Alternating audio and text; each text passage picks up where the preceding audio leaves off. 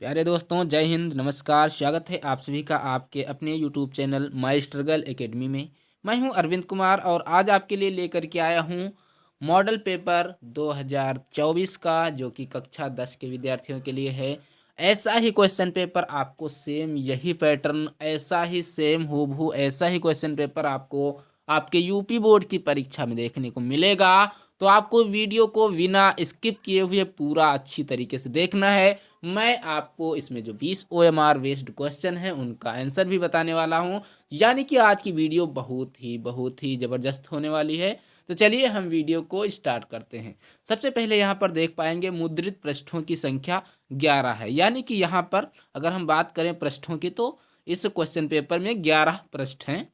यहाँ पर अनुक्रमांक आपको डालना है, नाम डालना है, ये आपका पेपर कोड होता है, ये विषय कोड है। ये देख पाएंगे 2024 का हिंदी का यह क्वेश्चन पेपर है, बहुत ही इम्पोर्टेंट है। सेम ऐसा ही क्वेश्चन पेपर आपको आपके यूपी बोर्ड में देखने को मिलेगा।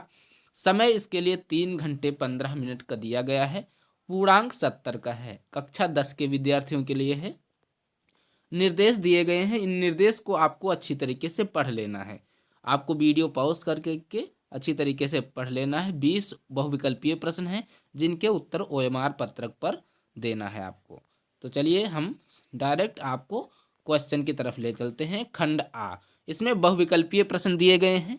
पहला प्रश्न है, जयशंकर प्रसाद किस युग के लेखक हैं? बहुत इंपॉर्टेंट प्रश्न है, ये छूटने वाला आपका नहीं है। कुछ प्रश्न हैं जो 100% आएंगे ही, तो आपको इनको मिस नहीं करना है। तो जयशंकर प्रसाद किस युग के लेखक हैं? तो सभी को पता होगा, महादेवी वर्मा हैं, सूर्यकांत त्रिपाठी निराला हैं।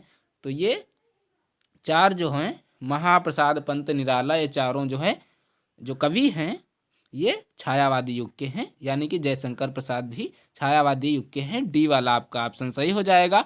तो आपको डी वाले ऑप्शन पर क्या करना होता है? गोला करना होगा डी वाले ऑप्शन पर। इसके बाद दूसरा प्रश्न है, मंगलसूत्र। मंगलसूत्र की विधा है, मंगलसूत्र की विधा है तो क्या है? ये उपन्यास है। क्या है? उपन्यास है। आपका सी वाला ऑप्शन राइट हो जाता है। इसके बाद क्वेश्चन नंबर 3 है, कंकाल, तितली और इरावती के लेखक हैं। तो कंकाल, इरावती और तितली के लेखक जो हैं जयशंकर प्रसाद जी हैं। कौन है? जयशंकर प्रसाद। ये आपका बी वाला ऑप्शन सही हो जाता है। और इरावती, ये आप इनका अधूरा उपन्यास है।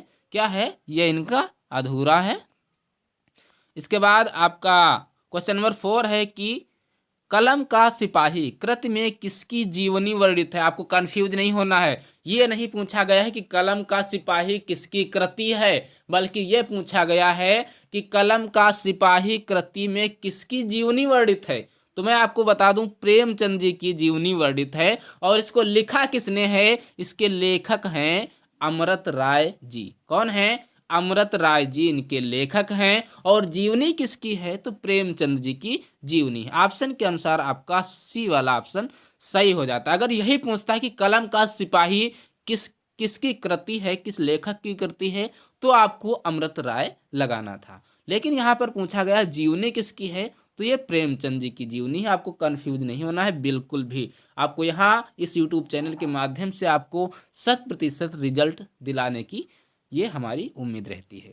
और इसके बाद क्वेश्चन नंबर आपका 5 है। क्वेश्चन नंबर 5 है, शुक्लोत्तर युग की समयावधि है। शुक्लोत्तर युग की समयावधि क्या है? यानी कि कब से कब तक जो है शुक्लोत्तर युग चला। तो शुक्लोत्तर युग जो है 1938 से अब तक चला है। ये आपका सी वाला ऑप्शन राइट हो जाता है। इसके बाद क्वेश्चन नंबर 6 है, अनघ रचना है। बहुत इंपॉर्टेंट है। अनघ, अनघ किसकी है? मैथिली शरण गुप्त जी की है। डी वाला ऑप्शन सही होता है। इसके बाद मीराबाई कवित्री किस युग की है? तो मीराबाई भक्ति काल की हैं। किस युग की हैं? भक्ति काल की हैं। इसके बाद क्वेश्चन नंबर 8 है। क्वेश्चन नंबर 8 है, शिवा बावनी रचना है। तो भूषण की है। किसकी है? भूषण की। सी वाला ऑप्शन आपका सही होता है। क्वेश्चन नंबर 9 है, आधुनिक काल की समय सीमा। आधुनिक काल की 1843 से अब तक ये इसकी समय सीमा है, आधुनिक काल की। इसमें ये नहीं पूछा गया है छायावाद की क्या है, आदिकाल की क्या है, प्रेमचंदोत्तर युग हो या शुक्लोत्तर युग, ये नहीं पूछा गया। डायरेक्ट पूछा गया कि आधुनिक काल की समयावधि क्या है। तो 1843 से लेकर के अब तक जो समय है वो आधुनिक काल के अंतर्गत आता है। अब आधुनिक काल में भी 4 भाग किए गए हैं। सबसे पहले आप सभी को पता होगा आदिकाल होता है, इसके बाद 4 काल और हैं इस प्रकार से, आदिकाल, मध्यकाल। इसके बाद क्वेश्चन नंबर 10 है महादेवी वर्मा की रचना नहीं है। अब ये नहीं आपको देखना है, नहीं है इसमें पूछा गया, ये नहीं कि निहार हमने देखा लगा दिया हो गया महादेवी वर्मा का, बाहर निकले देखा गलत हो गया, तो ऐसा नहीं करना है। तो यहाँ पे महादेवी वर्मा की रचना नहीं है, तो नहीं आपको सबसे पहले गोला कर लेना है। तो युगांतर इनकी नहीं है, क्या है, युगांत इनकी जो है ये रचना नहीं है। बाकी निहार, संध, गीत, दीप शिखा ये सभी रचनाएं हैं। सी वाला ऑप्शन राइट होता है। इसके बाद क्वेश्चन नंबर 11 है हास्य रस का स्थायी भाव, सभी को पता होगा हास्य है, बी वाला ऑप्शन राइट हो जाता है। क्वेश्चन नंबर 12 है पीपर पात सरिस मंडोला उपयुक्त पंक्ति में अलंकार कौन सा है, सभी को पता है उपमा अलंकार है ना, बी वाला ऑप्शन राइट हो जाता है। क्वेश्चन नंबर 13 है चौपाई छंद में कितने चरण होते हैं, 4 चरण होते हैं, सभी को पता होता है। क्वेश्चन नंबर 14 है उपदेश शब्द में उपयुक्त उपसर्ग है, तो यहाँ पर उपसर्ग होता है, क्योंकि उप प्लस आदेश होता है तो उपदेश हो जाता है। इस प्रकार से आपका उपसर्ग हो जाता है। सी वाला ऑप्शन राइट होता है। क्वेश्चन नंबर 15 है अलंकार के भेद हैं, कितने हैं, अलंकार के 2 भेद हैं, शब्दालंकार अर्थालंकार हैं कि नहीं है, बोलो 2 भेद हैं, तो आपका ऑप्शन भी सही हो जाएगा डी 2। 16 नंबर प्रश्न है सत्य असत्य में समास है, तो यहाँ पे देख पाएंगे सत्य और असत्य, जहाँ पर ये लग जाता है तो यहाँ पर सत्य और असत्य हो जाए। जैसे माता और पिता, माता पिता में समास पूछा जाए तो द्वंद्व हो जाएगा, सत्य असत्य में पूछा जाए तो भी द्वंद्व हो जाएगा। इस प्रकार से इसमें द्वंद्व समास है। 17 नंबर प्रश्न है पक्षी का पर्यायवाची है, पक्षी का पर्यायवाची द्विज होता है, क्या होता है, द्विज होता है, सभी को पता होगा मीन जो है मछली का होता है। इसके बाद अभ्युदय, अभ्युदय में कौन सी संध है, तो यहाँ पर जब हम इसका विच्छेद करेंगे तो हो जाएगा अभि प्लस उदय, क्या होता है, अभि प्लस उदय, तो जहाँ पर उपसर्ग आ जाता है वहाँ पर यड़ संधि हो जाएगी, क्या है, यड़ संधि, तो इसमें यड़ संधि आपका है। इसके बाद क्वेश्चन नंबर 19 है मधु, मधु शब्द का प्रथम विभक्ति एक वचन में रूप है, तो मधु हो जाएगा, सही है, ए वाला ऑप्शन राइट हो जाता है आपका। क्वेश्चन नंबर 20 है पठेताम शब्द का वचन एवं पुरुष है, पठेताम धातु का वचन एवं पुरुष, कौन सा वचन कौन सा पुरुष है, तो प्रथम पुरुष द्विवचन है, बी वाला आपका ऑप्शन राइट हो जाता है। तो ये थे आपके 20 प्रश्न जो कि आपको OMR सीट पर करने थे।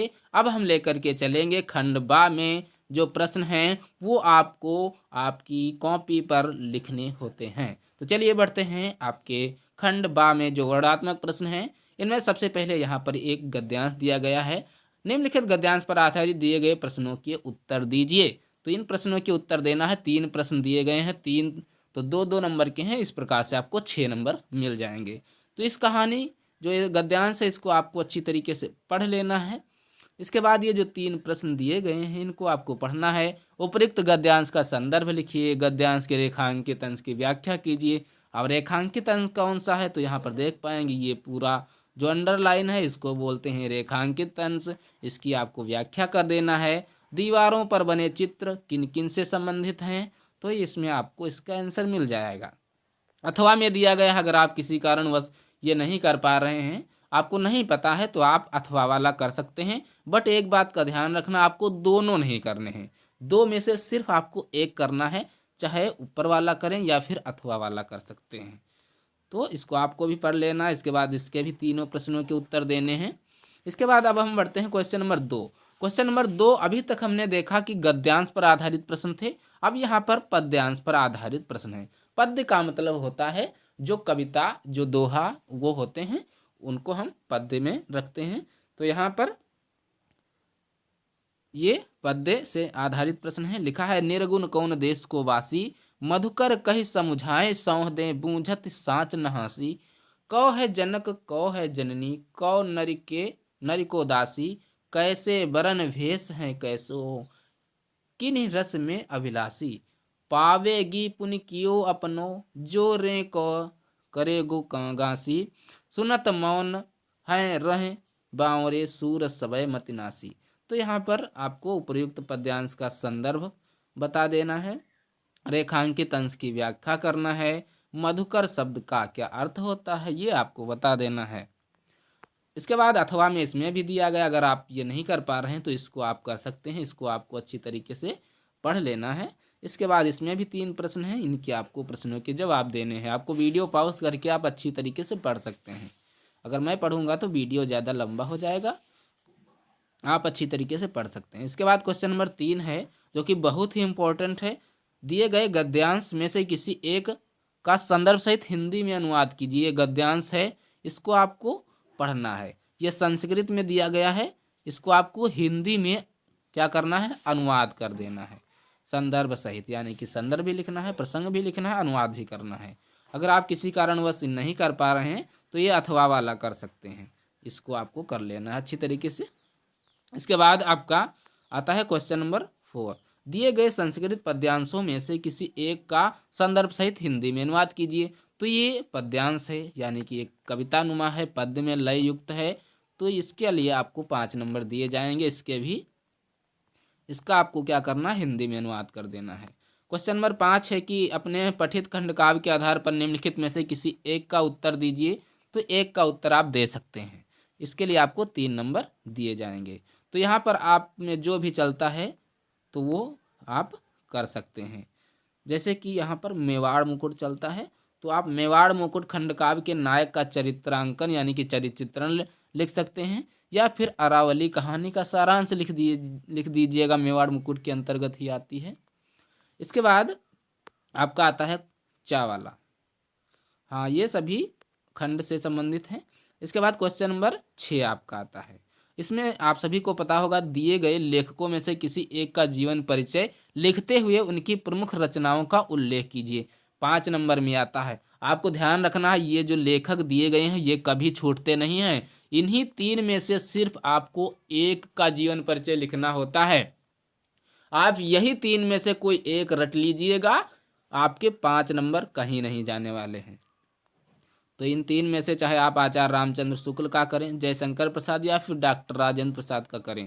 और खंड खा में दिए गए कवियों में से किसी एक का जीवन परिचय देते हुए इनकी एक प्रमुख रचना का उल्लेख कीजिए। अब यहाँ पे बात आती है कवि की, अभी तक था देखो ऊपर लेखकों का, अब कवियों का जीवन परिचय।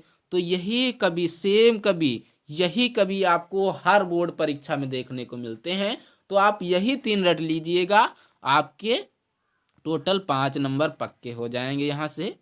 तो चाहे आप तुलसीदास का, बिहारी का, सुभद्रा कुमारी चौहान का, किसी भी एक का लिख सकते हैं, आपको 5 नंबर दे दिए जाएंगे। इसके बाद क्वेश्चन नंबर 7 आता है। क्वेश्चन नंबर 7 है, अपनी पाठ्य पुस्तक में से कंठस्थ कोई एक श्लोक लिखिए जो इस प्रश्न पत्र में ना आया हो। आपको क्या करना है, एक श्लोक अवश्य याद कर लेना है, ताकि ये भी 2 नंबर आपके छूटने ना पाए, आपका रिजल्ट 100% जाएगा। क्वेश्चन नंबर 8 है, क्वेश्चन नंबर 8 है, निम्नलिखित में से किन्हीं 2 प्रश्नों के उत्तर संस्कृत में दीजिए। 4 नंबर दिए जाएंगे, 2-2 हैं। यहाँ पर देख पाएंगे 3-4 प्रश्न दिए गए हैं। अब 4 में से सिर्फ आपको 2 ही करने हैं, तो कम से कम 2 तो आते ही होंगे, आपको 2 करोगे 4 नंबर मिल जाएंगे। तो लिखा है ज्ञानम कुत्र संभवति, ज्ञान कहाँ पर संभव है। और दूसरा है भारतीय संस्कृति मूलम किम अस्ति, भारतीय संस्कृत का मूल्य कहाँ पर है। कुत्र मरणम मंगलम भवति, कहाँ पर मरना अच्छा होता है, कहाँ पर मृत्यु होना मंगलकारी है। और 5वां है चंद्रशेखर काह आसीत, चंद्रशेखर कौन थे। तो 4 में से आपको कोई 2 प्रश्नों के उत्तर देने हैं। चलिए बढ़ते हैं क्वेश्चन नंबर 9 की तरफ। क्वेश्चन नंबर 9 है, निम्नलिखित में से किसी एक विषय पर निबंध लिखिए। आप चाहे आतंकवाद पर लिखें, वृक्षारोपण पर लिखें, मेरा प्रिय कब पर लिखें, या फिर नारी शक्तिकरण पर लिखें। आपको इनमें से किसी एक पर लिखना है। तो ये था आपका कक्षा 10 मॉडल पेपर हिंदी का। बहुत ही ऐसा ही आपको क्वेश्चन पेपर आपको बोर्ड में मिलेगा, घबराना नहीं है। आपको सिर्फ चैनल के साथ हमारे जुड़े रहना है, प्रत्येक वीडियो को अच्छी तरीके से देखना है, और आपका रिजल्ट 100% तक जा सकता है। जय हिंद, नमस्कार।